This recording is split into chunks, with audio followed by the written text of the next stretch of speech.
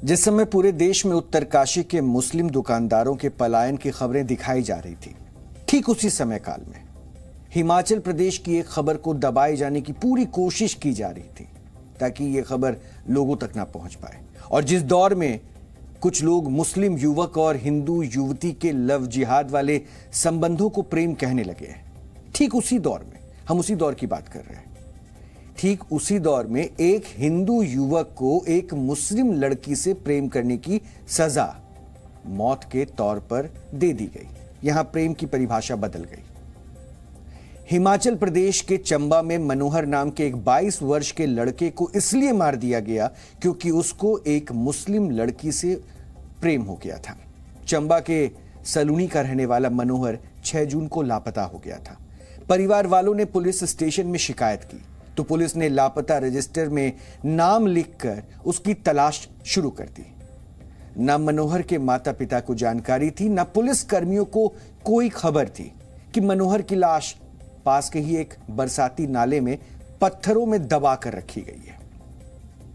अब हम आपको यह तस्वीर तो नहीं दिखा सकते हैं क्योंकि आपको इस विचित्र हालात वाले मनोहर के शव को हमें दिखाने की हिम्मत भी नहीं है और यह सही भी नहीं है, लेकिन इतना जरूर बता सकते हैं कि मनोहर को बहुत ही विभत्स तरीके से मारा गया था। 9 जून को पुलिसकर्मियों ने मनोहर का शव इस नाले में पड़ा देखा। उन्हें पहले समझ नहीं आया था कि यह शव किसका है क्योंकि इसके 8 टुकड़े थे और ये 8 टुकड़े आसपास फैले हुए थे।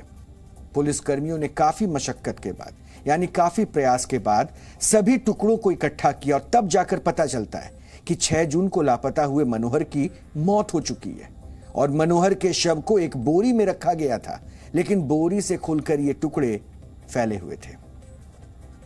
मनोहर की हत्या की खबर ने आसपास के पूरे इलाके को झकझोर दिया। किसी को कोई अंदाजा नहीं था कि आखिर मनोहर के साथ हुआ क्या है, लेकिन पुलिस को अपनी जांच में पता चलता है कि मनोहर का प्रेम संबंध एक मुस्लिम युवती से था। वो अपने परिवार के साथ रहती थी। बताया यह भी जा रहा है कि मुस्लिम युवती के हिंदू युवक के साथ प्रेम संबंधों की बात युवती के परिवार वालों को ठीक नहीं लगी। इसकी वजह से दोनों परिवारों में तनाव था।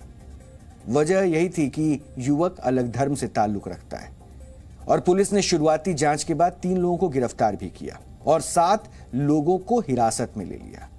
गिरफ्तार किए गए लोगों में मनोहर की प्रेमिका के बाबा मोहम्मद शरीफ, चाचा मुसाफिर हुसैन और चाची फरीदा को गिरफ्तार किया गया है। लेकिन बात यहीं खत्म नहीं हुई। हिमाचल प्रदेश में हुए इस अपराध ने काफी उग्र रूप धारण कर लिया। लोगों का गुस्सा आरोपियों और पुलिस पर भी फूट पड़ा। यह आरोपियों का घर था जिसे अभी आप अपने टीवी स्क्रीन पर देख रहे हैं, जिसमें आग की लपटें आपको नजर आ रही हैं। यह आरोपियों का घर था और मनोहर की हत्या से भड़की इस भीड़ ने आरोपियों के 2 घर जला दिए। इस मामले में शिकायत पर धीमी कार्रवाई को देखकर लोग पुलिस पर भड़क गए। इसके बाद लोग संगनी के लिए निकले और पुलिस को रास्ते में रोकने के लिए सड़क को उन्होंने जाम कर दिया। जब तक पुलिस आरोपियों के घर को बचाने के बारे में सोचती, तब तक भीड़ ने 2 मकानों को आग के हवाले कर दिया था। आरोपी के परिवार को बचाना भी पुलिस के लिए चुनौती थी और इलाके में स्थिति इतनी बिगड़ गई कि पुलिस को धारा 144 लगानी पड़ी। काफी देर बाद आरोपियों के घर पर लगाई गई आग बुझाई जा सकी।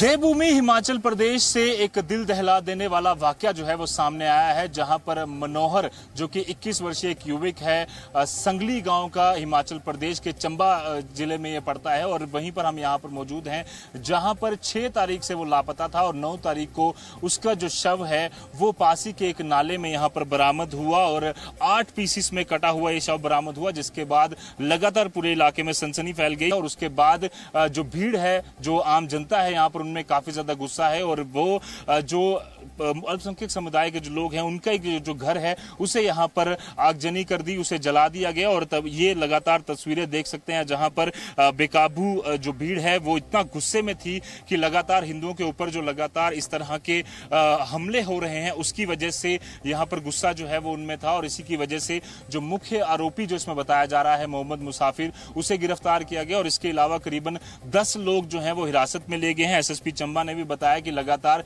मामले की जांच जो है वो की जा रही है। इसके अलावा आपको बता दें कि ये जो मामला है लगातार पॉलिटिकल रुख भी जो है वो लेता हुआ नजर आ रहा है। यहाँ पर फिलहाल के लिए धारा 144 लागू की गई है और साफ तौर पर पुलिस का ये कहना है कि पूरे मामले की जांच चल रही है और उम्मीद है कि जल्द से जल्द और भी अगर इसमें कुछ एंगल्स दिखेंगे तो उस पर भी जांच की जा रही है और जो मुख्य आरोपी अगर इसके पीछे कोई और भी है तो उनको भी कड़ी से कड़ी सजा जो है वो यहाँ पर दी जाएगी। जर्नलिस्ट मानी केनी के साथ जतपुर जी मीडिया चंबा। आरोपियों का घर जलाने के बावजूद लोगों का गुस्सा शांत नहीं हुआ। इसके बाद लोगों ने आसपास के कई बाजारों को बंद करवा दिया और पुलिस स्टेशन में घुसकर खूब हंगामा किया। पुलिस अधिकारी लोगों को शांत करने की कोशिश करते रहे, लेकिन इस अपराध से गुस्साए लोग आरोपियों को फांसी दिए जाने की मांग कर रहे थे।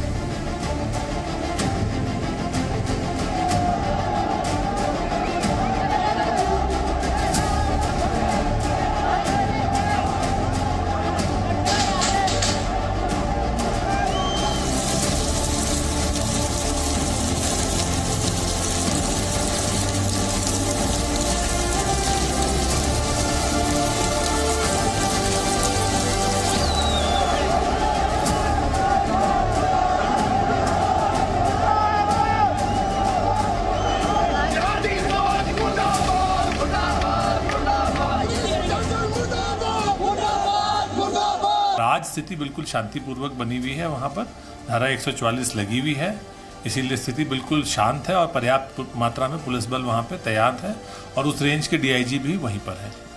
जो मुख्यतः जो आरोपी हैं, जो उसमें करीब 5-6 लोगों की तो गिरफ्तारी हो चुकी है और बाकियों से पूछताछ जारी है और जैसे ही उनका जो रोल निकलेगा गिरफ्तारी हो जाएगी। वो भी पुलिस हिरासत में ही है। मुकदमे में इन्वेस्टिगेशन लगातार जारी है। हमने 10 लोगों को इसमें हिरासत में लिया है और मौके से सबूत और साक्ष्य जुटाए गए हैं और कोशिश यही है कि इन्वेस्टिगेशन को जल्द से जल्द कंप्लीट करके कोर्ट में चार्जशीट सबमिट की जाए। जी, अभी तक सर के आरोपी जो गिरफ्तार हुए हैं, ये भी बताया जा रहा है कि पहले भी कई आरोपों में वो पहले भी उनसे पूछताछ जो है वो की जा चुकी है।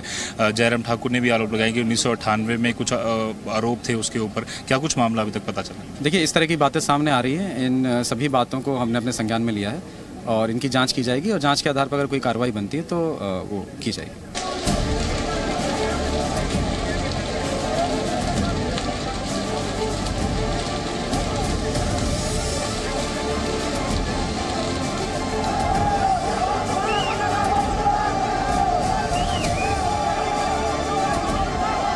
चंबा जिले के छलौनी इलाके में एक दर्दनाक वाकया पेश आया है जहां पर एक हिंदू लड़का 21 साल का मनोहर, उसकी निर्मम हत्या जो है वो कर दी गई और उसके बाद से लेकर सभी पूरे जो आक्रोश है वो बना हुआ है। भारतीय जनता पार्टी के वरिष्ठ नेता और जो पूर्व मुख्यमंत्री है जयराम ठाकुर, वो अपने समर्थकों के साथ यहाँ धरने पर बैठे हुए हैं। हालांकि अब जो पुलिस है उनके द्वारा यहाँ पर इन्हें रोका जा रहा है।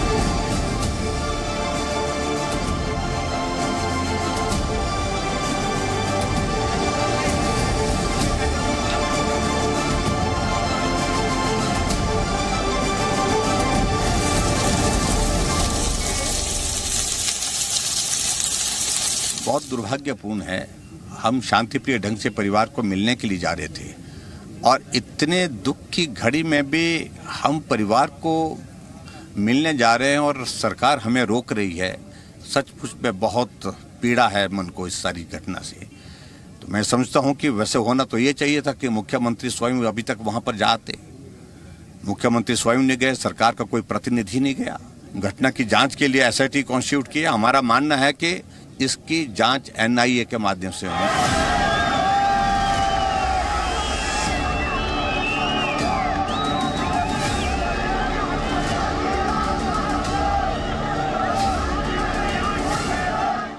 कल्प्रिट्स थे उनको पकड़ लिया गया है।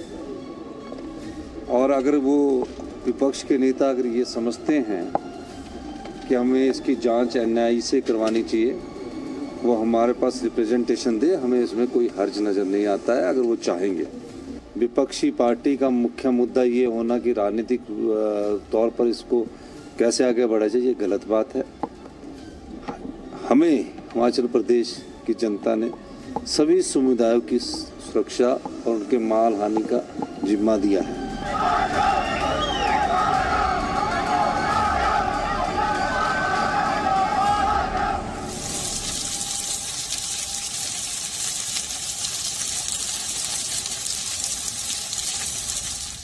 मनोहर हत्याकांड को लेकर अलग अलग तरह की कई बातें भी सामने आ रही है।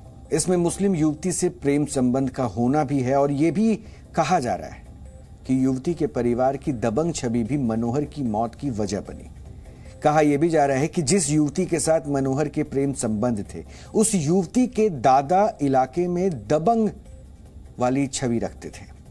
और एक खबर यह भी सामने आ रही है कि युवती के परिवार वालों का इलाके में गाय भैंस चराने की वजह से भी दोनों परिवारों में विवाद की स्थिति बनी रहती थी।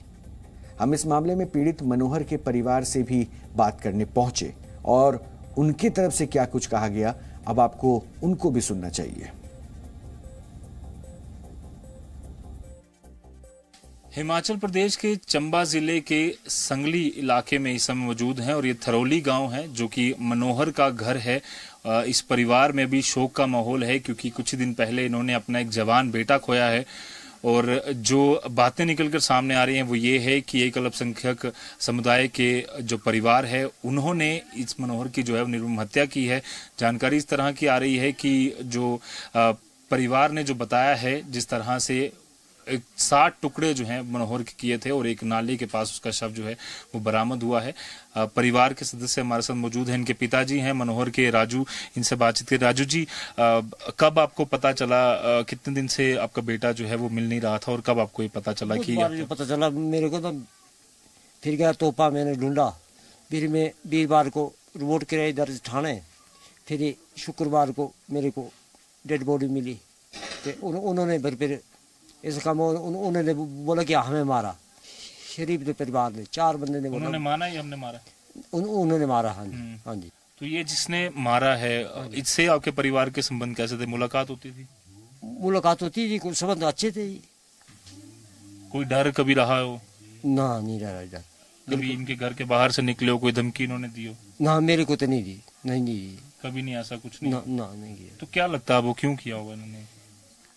खबर, अगर घोड़े कोई नुकसान में चल जाते थे, उन्होंने जब जगह जगह अवैध जगह रखी थी, क्या मतलब घोड़े की कोई टसन नहीं हो कि घोड़े चूकते थे, जाके कोई पंगा पड़ा था, उन्हें मार दिया। उन्होंने बोल भी दिया, मारा उन्होंने। उनकी माता जी भी हमारे साथ हैं, जोजी देवी जी, जो कि मनोहर की माता जी है। माता जी, क्या इंसाफ की गुहार लगते हैं? बड़े सारे नेता भी हम देख रहे हैं आपके घरों में आए थे। हाँ जी, सारे सहायता करने ने, पर मेरी सारे कने मिनती है नहीं ना, जे बस फांसी चाहिए नहीं, फांसी चाहिए नहीं। और तना मनोहर रे कातला जो खूनी फांसी नहीं देते तो मुझे फांसी दे दे, बस यही नहीं मैं उम्मीद तो सरकार रखना, इतने देश रखना, ऐसे खून ऐसे कांड होने नहीं चाहिए। मेरे तो बुरी हालत नहीं होता कि हाँ झीली मनोहर बगैर, पर दूसरी माई बहनी कोई ऐसे तड़फने नहीं चाहिए, बस ये फांसी चाहिए नहीं तना मनोहर कातला। जो प्रेम प्रसंग की बात चल रही है कि जो परिवार बता रहा था, इस तरह की बातें जो है वो निकल रही हैं, क्या कुछ ऐसा था? कभी उसकी मुलाकात हुई वहाँ उनकी बेटी से?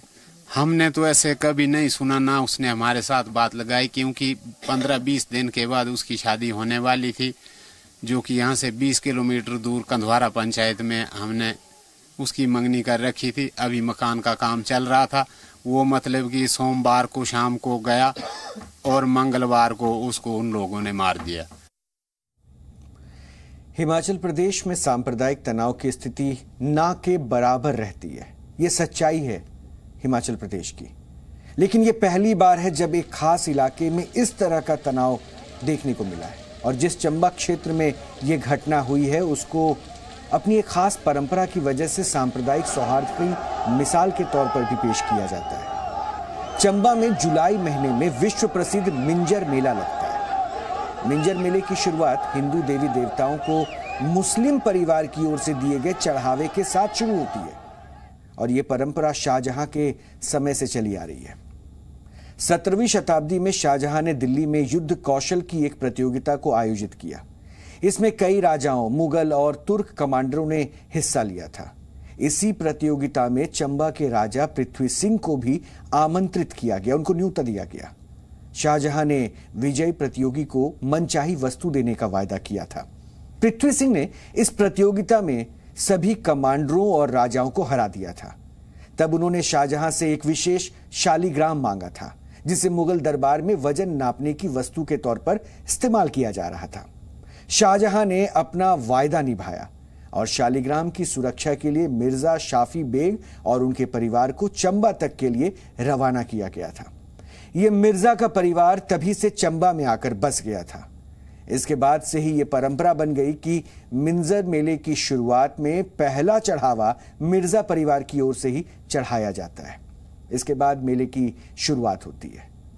तो ऐसे सौहार्दपूर्ण परंपरा वाले क्षेत्र में अगर ऐसी स्थिति बनी है तो यह गंभीर विषय है और प्रशासन के लिए चुनौती भी है कि वो इस तनाव को जल्द से जल्द खत्म करें।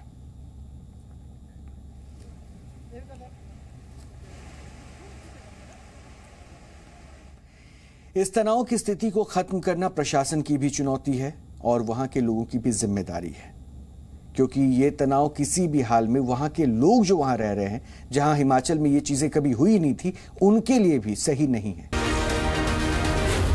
Zee News.